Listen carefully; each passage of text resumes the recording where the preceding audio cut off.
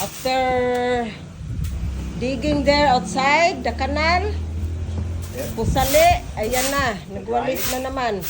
The drainage. So, drainage. The better drainage. Ito na naman oh. Naging Pilipino na siya talaga. Dahil yan ang gusto mo sa Philippines. I-adapt mo na lahat ng Philippines. Yan, magwalis ka ngayon. Gamit ang tingting. Oy! Sige. Linis pa more. Hinahanap nyo malaking lupa. Ito na. Ha? Oh, I'll do the front. Magpakasawa na kayo. Magbungkal kahit anong gusto. Grabe na ito.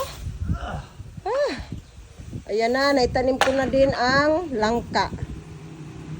At doon naman wawalis